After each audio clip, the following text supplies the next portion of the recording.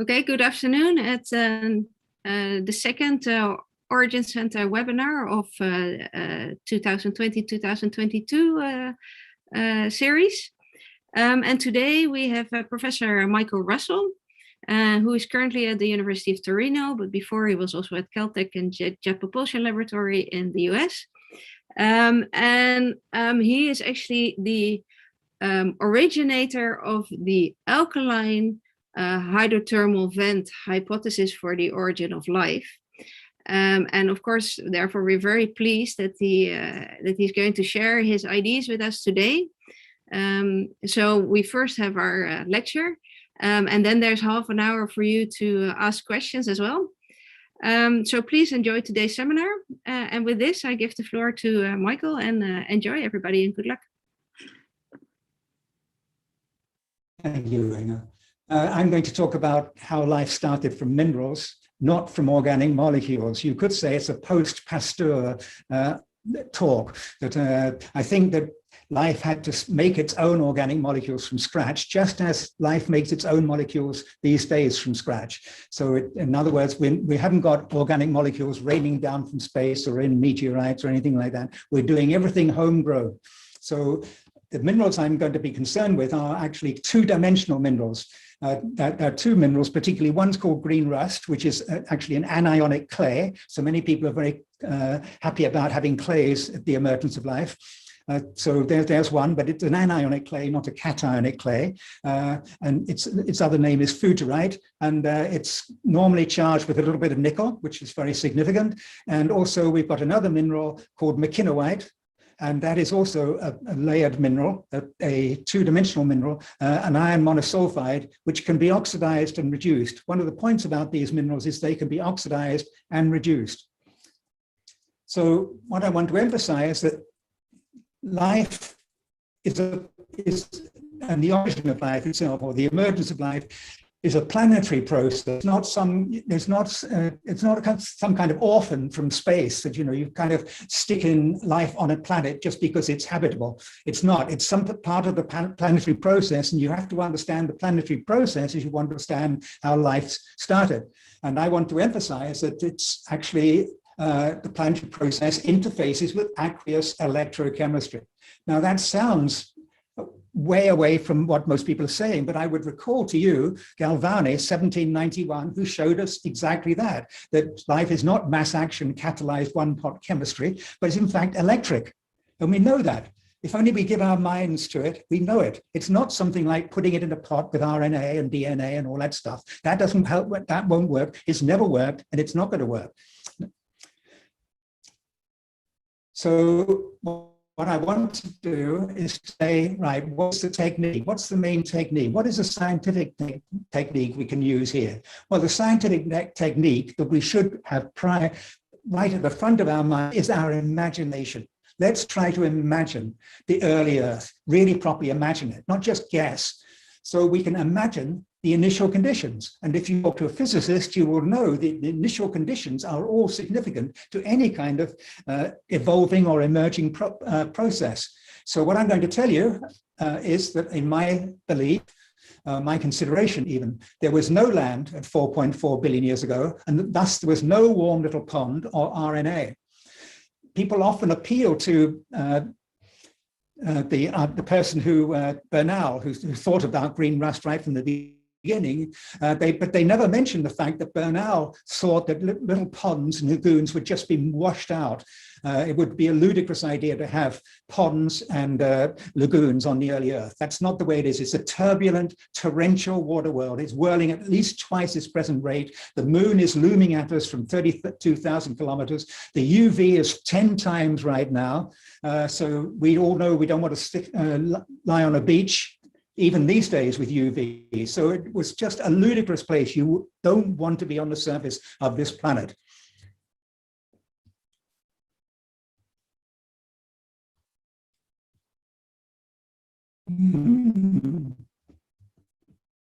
Some reason or other is not playing. Oh, here, oh, sorry.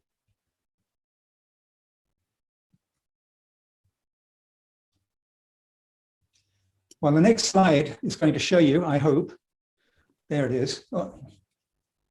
I'm sorry about this. Michael, I'm going to stop your video because that may improve your internet connection a bit. Okay, so you're going to show me the slides from No, now on. you keep sharing and I stop your video. So then we don't see you, but we see your slides. I think that should work. Right. So here, what I want to emphasize here is we're looking at 4.4 billion years ago. What we know about emergent structures is that as soon as the free energy is available, then they automatically onset. They don't wait around for geological time, for example. So we're going to say that life started as soon as there was water in the ocean, which serpentinized the upper crust. So what I want to emphasize, Korinaga notwithstanding, who read that latest paper by him, no part of the Hadean crust broke the ocean surface. None of it. It was a completely enveloped in the ocean. We had two hot springs there. We've got, of course, it's raining. I've noticed one thing to notice with imagination is that people since the 1970s haven't been able to clock the idea that global warming is a real significant problem. And the reason for that, I think, is because for 10,000 years, we've had an extraordinary lull in climate. This is very unusual in terms of geology. So we always think the climate is just like it is. And now we're finding out it's not. And we see the German floods and the Dutch floods and so on. We suddenly realize, wow, it's going to rain. Only 1 degree and it rains, but what about 10 degrees? So it's raining like crazy. There's hard UV. There's no crust showing up on the ocean floor. There's no pond. All we've got is this saline carbonic ocean, and we've got two kinds of hot springs, the 410 degrees hot springs, which you may think of as flat black smokers, but they were not black at the time, because in those days, the water went straight from the hot spring out into the ocean, which was already somewhat acidic. So it didn't actually precipitate a black smoker. The metals, zinc and iron and nickel and so forth, went straight into the ocean. And I know that for a fact, because when they first looked at the black smokers in 1979, Jack Corliss and John Edmund took the water from within one of these springs, brought it up to the surface, and nothing happened. No precipitation happened until they added alkaline, in this case, water. And then they got the precipitate. So I'm going to suggest this alkaline ocean, this saline acidic ocean, carbonic ocean, has got plenty of metals in it. It's a reservoir for metals, and in comes the alkaline spring, and that's when you get the precipitation. Now, one of the things we hear is there's a water problem. You can't have it below the sea because there's a water problem. You can't get rid of the water, and oh dear, what are we going to do about that? Well, here's dewatering structures, which are submarine. You can actually get on the ocean floor, and both in today and in the past, you can get cracks, mud cracks on the ocean floor. So dehydration is absolutely no problem. And there's the papers if you want to check them. And of course, we've all got a Septarian nodule to remember from some shop window or your mantelpiece to remind you that, in fact, it's easy to desiccate even in water. So why did the Hadean Earth have a carbon dioxide atmosphere? Because this is key.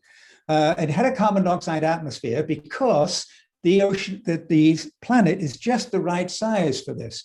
What happens is that I think many of you will know that the early ocean crust was made of basalt or even ultramafic material or komatiite, but magnesium iron silicates effectively. And the major mineral there is olivine. Now, one of the metals not in olivine that is a surprise is there is no aluminium in olivine. There's a bit of pyroxene around, so there's a little bit of aluminium, but no aluminium in olivine.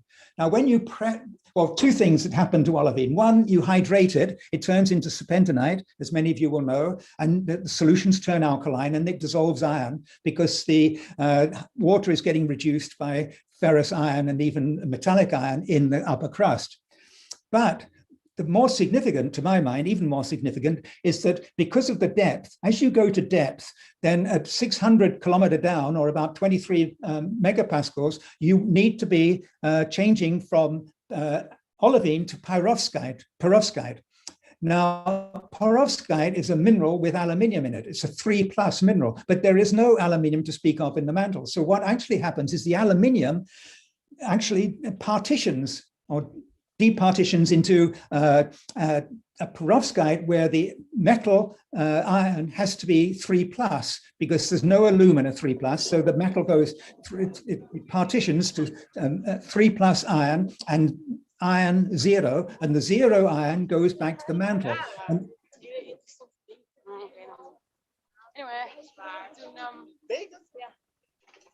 somebody wants to talk?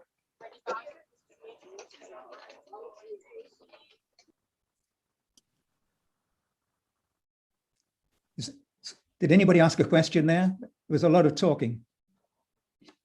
Okay. So what happens is the carbon dioxide is stable in that circumstance.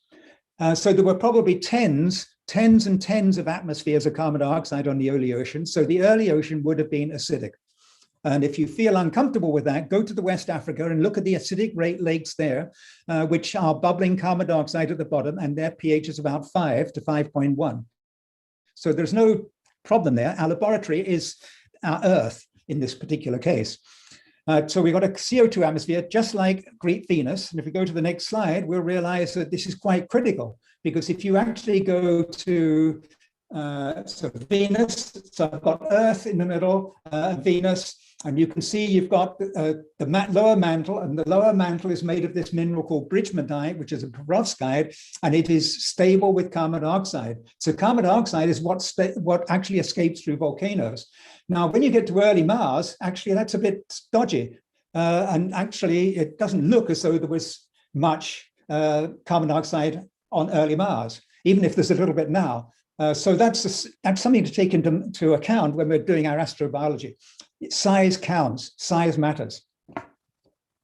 So we go to have another look at this point about the bridgmanite. So here's our upper crust. It's olivine. It gets serpentinized by these shallow hydrothermal systems, which are exothermic. So they automatically continue, probably for 10 to the 21 nanoseconds, or 100,000 years, if you like. I use the word nanoseconds because that's how life works. It works at picoseconds and nanoseconds. That's the way we should think. As geologists, if you are geologists, change scale when you think about life, both in time and size. So we've got this system whereby the olivine is and some pyrrhotite, which is iron monosulfide, gets hydrated, serpentinized, and hydrogen is generated. And we would say where the alkaline vent meets the acid ocean, we generate this green rust or fuggerite and McKinowite, both of them layered minerals, layered iron minerals that have nickel in them.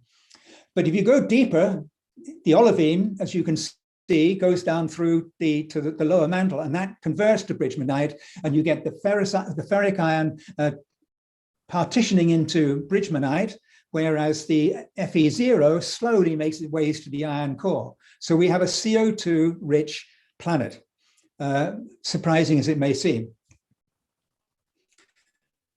And how does this CO2 get to the surface? Well, the assumption in most people's mind, it seems to be, that it's in the atmosphere and so it dissolves in the ocean. No, it doesn't. It comes to the ocean, bubbling up from down below. And here's a nice example from a modern spring off the Philippines, where CO2 is coming out straight out from the floor, because underneath is some basalt, and the basalt is actually cooling down and devolatilizing. So that's how the CO2 comes in to the system. So you definitely have a carbonic ocean.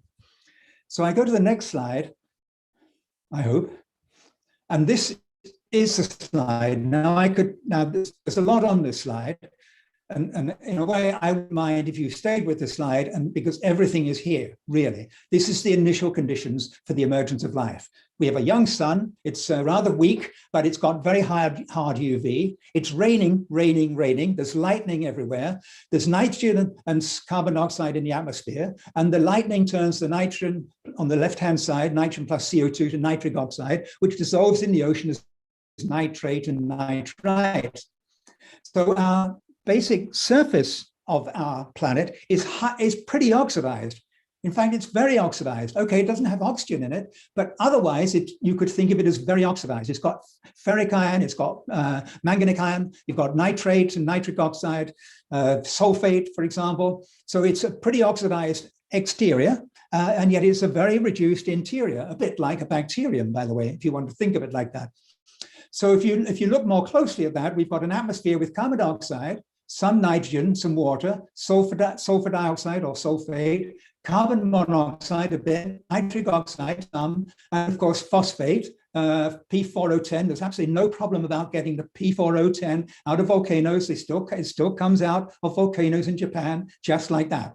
So that's not, and then there's some sulfur and H2S and of course some hydrogen. But overall it's oxidized on the outside, but as I say, the inside is reduced, and that inside, that reduction, that kind of electric storm, so to speak, the electron-rich material is brought to the surface through alkaline vents at about 120 degrees centigrade. So that's what's it got in it. It's got mostly hydrogen, some molybdenum, and hydroxyl, of course, some methane. It's by the time it gets to the water, it's probably 70 to 40 degrees centigrade.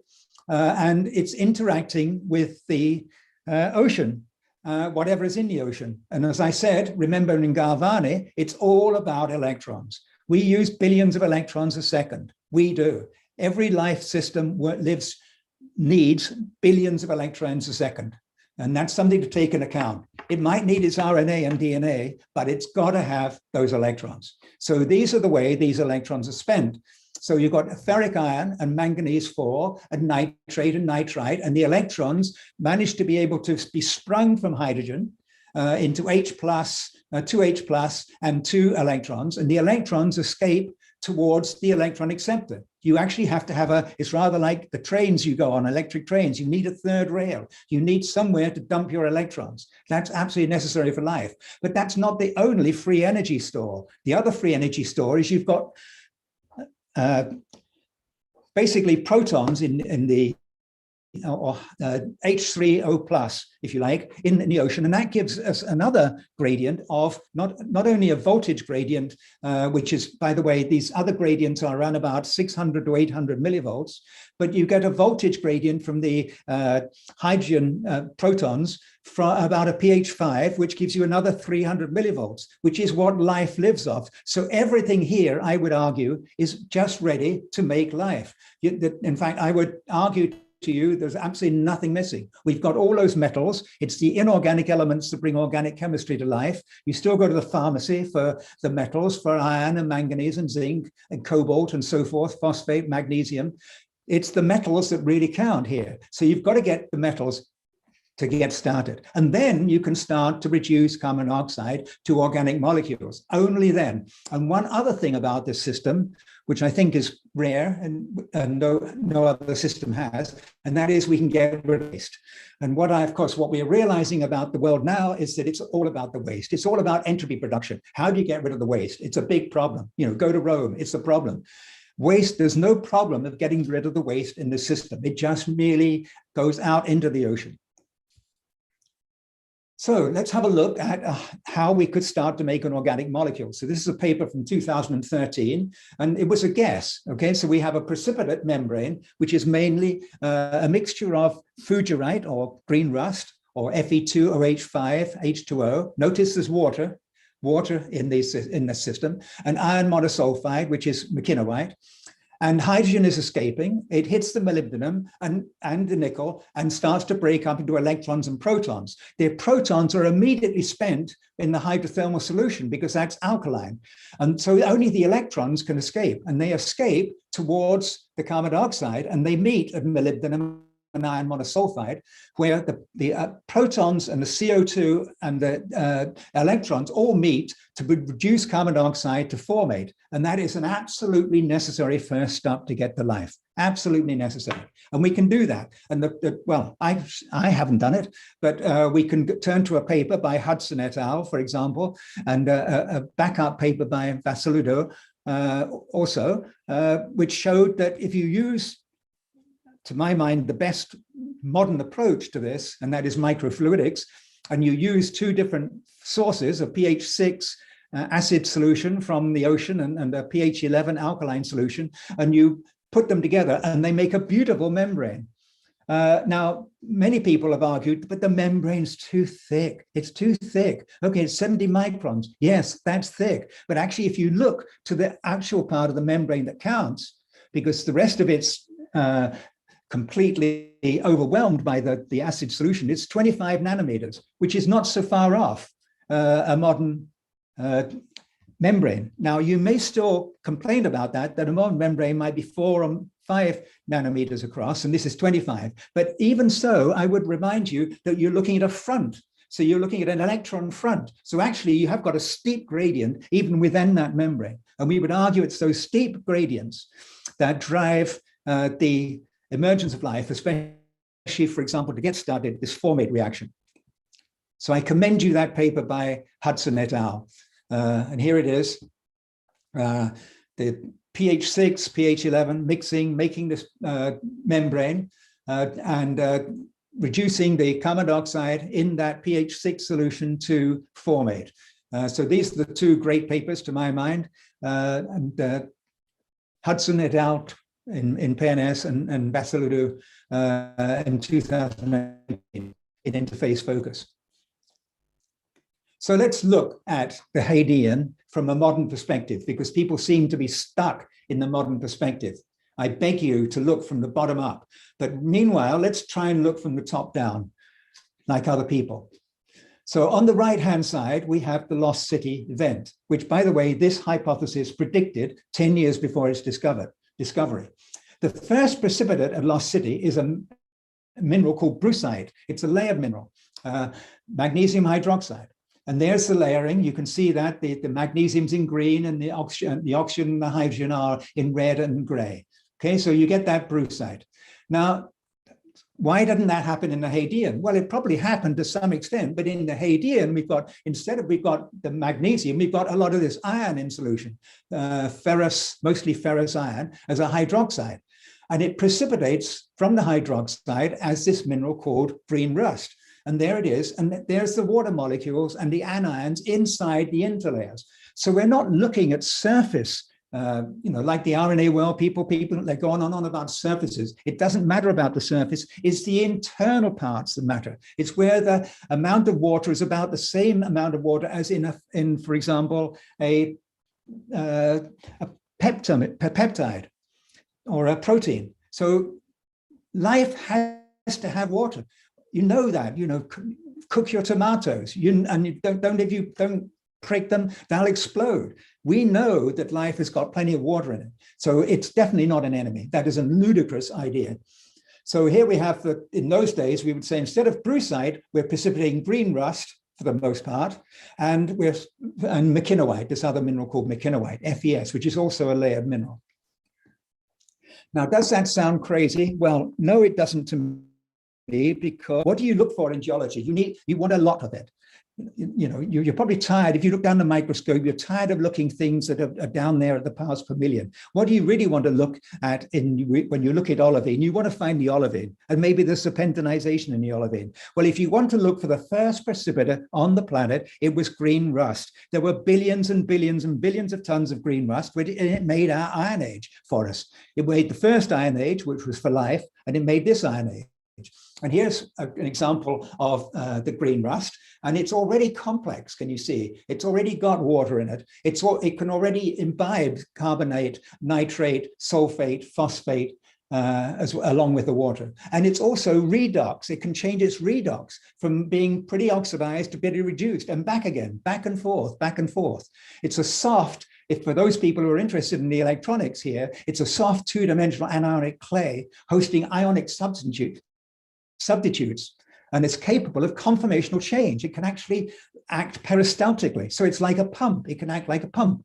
So because it's got hard, solid electrolyte properties as well. So so life is a gradient-driven coupling mechanism. And here we have it, not in an enzyme, but in a mineral called green rust in these two-dimensional hydrous spaces. So it precipitates easy in the laboratory, by the way. You just put the two solutions together and bang, down it comes. First, it doesn't grow big. It precipitates and stops growing almost immediately, because growing those those hexagonal minerals causes a lot of disjunctures, and so it stops growing. But it's very easy to nucleate, so you get this huge amount of nucleation of these green rust. So we can imagine one of these vents precipitating scads of green rust or fuggerite. And here it is on the left, just to remind you, with the iron and the iron layers, the iron oxide layers and hydroxyl layers, and also the interlayers. So note the confined water in the green rust. No water problem. So, well, we can go to the laboratory and we can make these things, of course, in the lab. And this is some very nice ones made by Laurie Barge at Jet Propulsion Laboratory. And she precipitates green rust immediately into a mound, which is pretty complex. And it's made mostly of green rust, to some extent, some sulfide in there. And they've analyzed it, and you can see on the right-hand side, it's incredible. It can get down to extremely thin areas of shall we say, 50 or less nanometers. So the size of this, so it's strong, and yet it's palpable, and it doesn't collapse. And it can, guess what? It can produce electrons. And we need the electrons, because you need the electrons. We all need the electrons. Not too many. We don't want to be fried by getting electrocuted or UV hitting us with 5 volts. We want just this kind of amount of electrons, about 800 millivolts. And it lights both in the deep sea, as Yamamoto has shown, and Laurie Barge has shown it happens also in the lab. So let's have another look at this green rust. And I'm sure there's a lot of different people, well, I hope there's a lot of different people with lots of different expertise. And some of you may be interested in, shall we say, the modern electronics industry and so forth. This is basically, as the artificial life people would call it, it's a paleo-lablet, not a tablet, but a lablet, because it behaves like a little lab.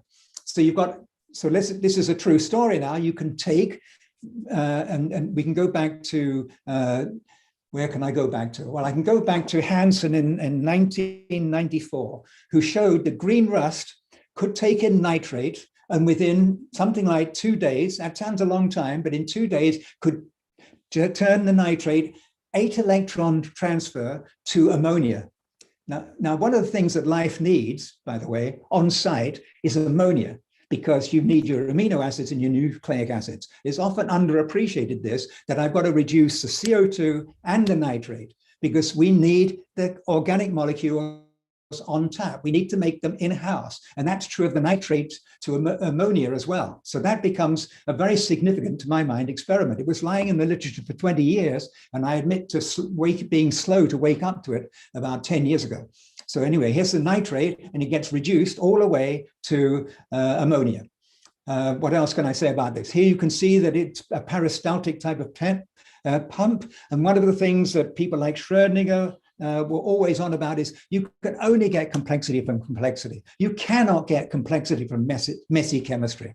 So on the left-hand side, you've got the nitrate and the acid ocean and so forth, CO2. On the right-hand side, you've got the alkaline vent with the hydrogen, the hydroxyls and so forth coming up. And the hydroxyls, the hydrogen, perhaps the methane, give up their electrons to either green rust or the iron sulfide. And the electrons now can actually be conducted through the layers of both the McInnerite, which is the FES, and also hopping through green rust. So what you need to do is get those electrons out there to an electron acceptor. That's how life is powered. But if you do that, you've also got the advantage of reducing nitrate and CO2. So this is the real advantage.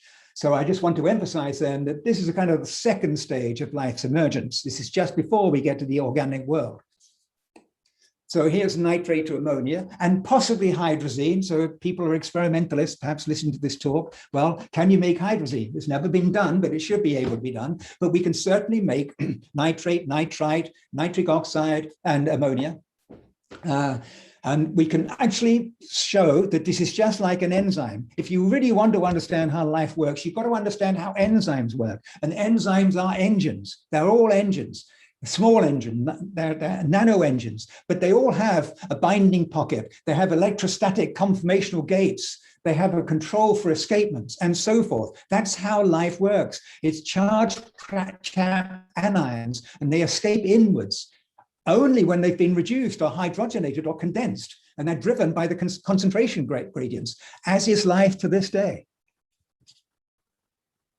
So Laurie Barge, again, we go back to Laurie Barge, and we can show that she is made in this paper by Barge et al. On JGR planets, and also in PNAS in 2019, she can make alanine. Notice it's very intriguing to me that the alanine comes in at 50-50 oxidation state between iron 2 and iron 3, right there in the middle there. The glycine actually is slightly disturbed towards the Fe2+. But again, you can see that it actually happens where you've got the poise between the Fe2+ and 3+, just as in an enzyme, where they like to be poised halfway through so they can flip either way. So here, put it together to some extent, proton metabolism to organic takeover. You've got your nitrate going to ammonia on the top part, maybe to hydrazine. That's not being done, but you can then take your NH2, for example, that we can know that we can make that, or the ammonia. And if you can get your formate and acetic acid and pyruvate, you can add the ammonia to pyruvate and make your alanine. Now, if you really want a challenge as an experimentalist, I think a lot of people, actually a lot of people, even people in the RNA world maybe, would like you to make something like a polyalanine. Because that's a very useful first peptide. Nobody's done it within green rust yet, but it's waiting to be done. Nobody's had the money to do this kind of experimentation, by the way. Of course, it's all been sucked up by the RNA world. But if you manage to get some money, try that experiment. And by the way, once you've made that, you can make things like channels and tubes and so forth. And you can make little enzyme structures. You can make hard membrane enzyme-like, or shall we say redox-like units. So there's nickel down the bottom there. We can, acting a bit like, shall we say, the nickel in carbon monoxide dehydrogenase, and there's iron monosulfide also caught in the same way on the right-hand side. And up there, of course, is the phosphate. And the phosphate, shall we say, we can say, is still trapped in the same kind of what we like to call nests as it is today. Even today, even ATPase has one of these structures, and we can do this in the lab. That actually has been done in the lab. You can take a short peptide and you can put it in with phosphate, and it ties it up. So you can put it together, and I've been very hurried here, put it together, and here I've got this very, very crudely done here. Your hydrothermal mound is a kind of reactor. If you like, it's a microfluidics reactor. Here comes the fluid coming up, 100 degrees centigrade. It interacts with the ocean, precipitates immediately. So it's kind of nice and fresh, the precipitates. The CO2 is drawn in by the Venturi effect. So you get a carburation of the CO2, and the nitrate is pulled in to the system like this, pulled in, and as is the protons, of course, are out there, out of equilibrium with the alkaline fluid, so they come in. So you can reduce the CO2 to CO or formate on one side. We would argue, and this is another experiment to be done yet, that we can argue we'd oxidize nitrite to nitrite with methane to making a methyl group, and the two get together to make acetate, and you're on the way to biosynthesis. So that's our overall system. My personal best thought is that middle slide dressed up, but this is quite a useful slide, and it emphasizes carburation. Now, you may not remember or know that the early cars had these carburetors. That's something we know, of course. It's old folk like me. We all know how engines used to work because they were right there and we had to fiddle with them. Now you have a Prius and you don't know how it works. You can't get into it. It's got to go to the garage, and not just any garage. So I'd just like to thank my wonderful collaborators. These are the present day collaborators: Wolfgang Nitschke, Albert Branscombe, Simon Duval, Orion Farr, Kilian Zucan, Julian Cartwright out there in Kost, by the way, in Granada, Alessandro Minguzzi in Milan with Alberto Vitova and Francesco Panico, Sarah Pellegrino, James White, my long-term collaborator on the peptide story, and my ever friend, helpful and critique, Adrian Ponce. Thank you very much. Thank you very much. This was a very insightful talk. With this, I actually would like to open the floor to anyone who has a question. And I'm going to restart your video again, Michael. Perhaps you could light me up then. Oh, good. Okay. On my video. Okay. Right. Go. Are there any questions? And please turn on your camera if you have a question.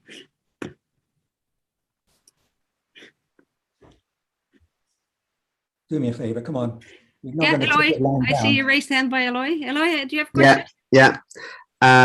Great talk, Mike, as usual. I have a question, which I'm sure I'm going to misrepresent, but I've been talking here in Utrecht with many earth scientists, and some of them seem to have the idea that on the Hadean, you would have not as abundant hydrogen sulfide as we have today in hot spreading centers, or I mean, I wouldn't be in spreading centers, but you know, they seem to think that the way we make iron sulfides, having so much sulfide, is actually not how it would have happened. What are your thoughts of that? Well, of course, they are quite right, but they're dealing with the wrong hot springs. So the whole point is that that's why the iron formations are iron oxyhydroxides, or now magnetite, for example, in the Hadean in Greenland, and sorry, in the Archean in Greenland and so forth. They're all the iron oxides. With sulfide is pretty rare. The sulfide only comes with the alkaline solution as bisulfide, HS minus. And that's for sure, because we can take an ordinary rock, an ordinary komatiite, and out comes the sulfide in solution as SH minus along with the OH minus. So to me, I mean, I'm all for getting criticism, but to me, that is not a threatening problem. Right. Good to know. Thanks. I'll look that up. If you got me, but I'd admit to you if you did ask me an awkward question. Great, thanks. Are there any other questions? Maybe they're in the seminar. Think of it that way. No questions. Maybe they're in the workroom. Ike, are there any questions online or not? Why did you open up next door?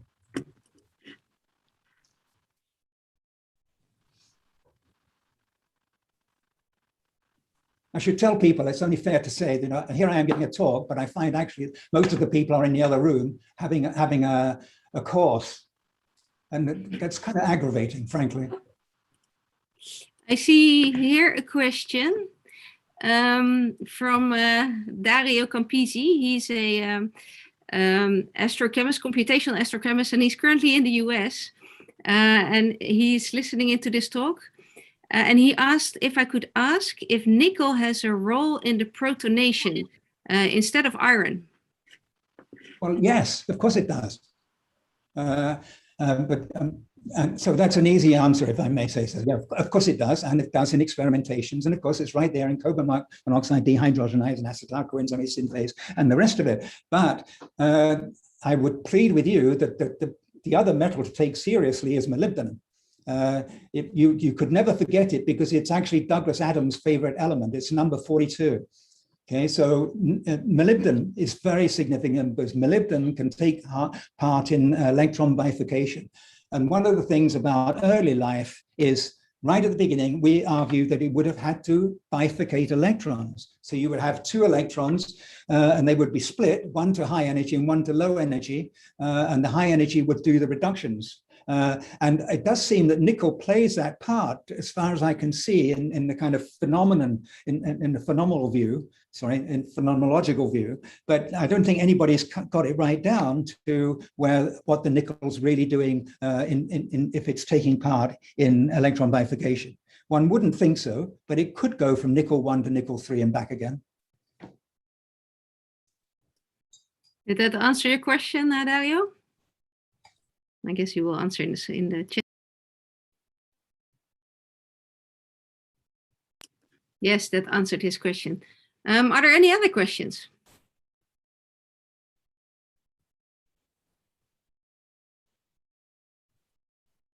No? Everybody is so... Oh, Nina? Nina Alexandra. Yes, go ahead, please. Hi, my name is Alexandra. I'm working in Utrecht together with Ingelus and Nina. I have a more general question regarding this scenario of the origin of life.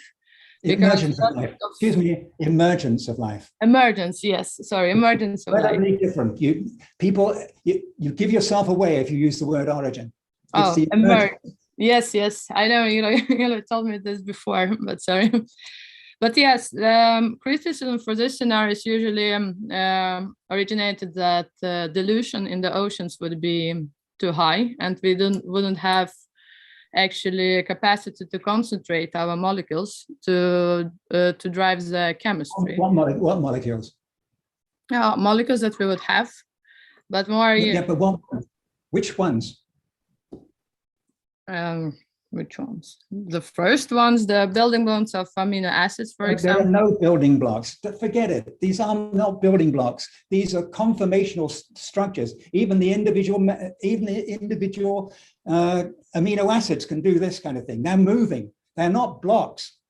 So, and it's important. They are components. Okay. So just like the green rust, they're all moving. Everything's moving. And it's all belting around with Brownian motion as well. And the idea that concentration is a problem is absolutely ludicrous. How do you get concentrated? You precipitate. And that's what happens at the vent. You precipitate at the vent. And there it is, iron monosulfide and iron oxyhydroxides precipitating at the vent. And I think anybody who's done this kind of work in the lab will readily concede that. That's what happens. You can't help it. Just like you can't help a planet like ours having life. It's another entropy generator, just one more entropy generator, just like convection. All right. Thanks. And I think that you really have to get out of page 8, all of you, to start thinking about this. I mean, you're open to kind of business pitches where everything's beautifully done on the computer and so forth. Let's get real. Let's use our imagination. Let's know what it's like out there in the Wild West, so to speak, of the Hadean.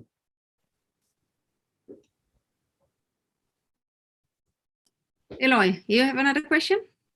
Yes. Well, you will have to stop me because I could go on and on. Mike, do you know if anyone has succeeded at polymerizing amino acids in a, like very successfully using the fuggerite or other minerals like this?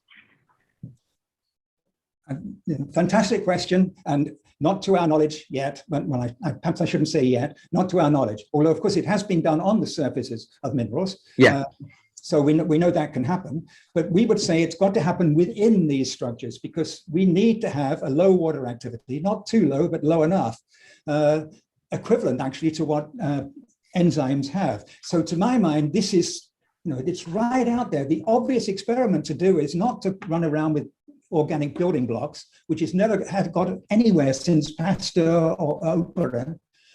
We've been doing these experiments now for 120 years, and they've got us nowhere, absolutely nowhere. But they still do them because it's a great idea, because you can sell hope.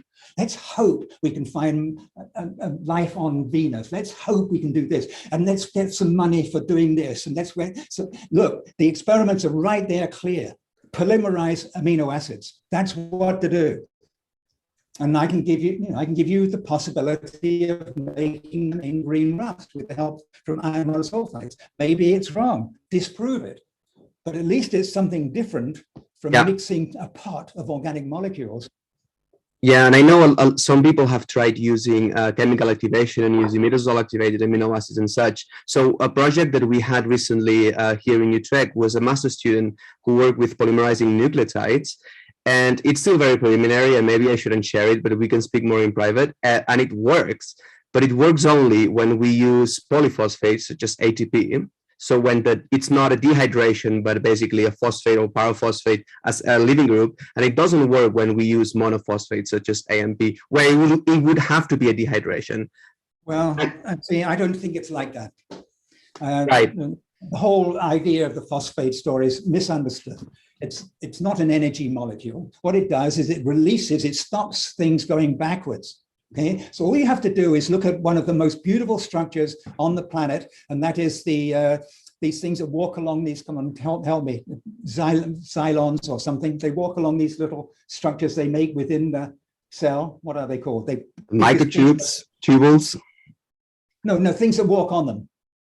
Oh, kinosine and something like that. Yeah, kinosine and so on. You look at how kinosine actually works. What actually hurts is how it works. Actually, it's longing to bring the leg forward, but it can't bring it forward until you dehydrate, if you like, or hydrate the phosphate bond, and that's how it moves forward. That's how enzymes work. It's nothing to do with being a free energy controller in that way. It's stopping the back reactions. So we need to understand that this is not chemistry. This is absolutely not, biochemistry is not chemistry. It's much more physics. And you look at the inside of the cell and you can realize, of course, it's physics. All you have to do is look at all these modern, beautiful computer constructions of cells. And what you've got is movement, pressure, pumping, seesaws, all these things. This is how it works. And by the way, the experiment shouldn't, to my mind, be done best. It would be done best with polyphosphates, not ATP, because ATP could not possibly have been the first molecule of that kind. Yeah, no, we tried several ones, and in my defense, I will also try amino acids, but I wanted to do amino acids myself.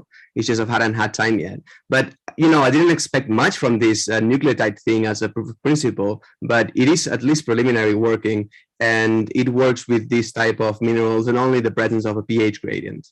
So yeah, that's pretty cool. Thanks. Thank you. Well, that's great news. Are you going to be publishing soon?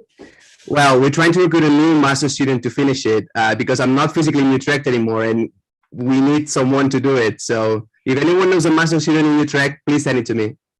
Well, why don't you ask the Simons Foundation for money? Oh, I've tried in the past, and the success has been meager. So yeah. Maybe they'll wake up eventually. Yeah. Are there any remaining questions? If not, then we're going to turn off the live stream. And I'd like to thank you all for being present here in this interesting talk and the interesting conversation afterwards.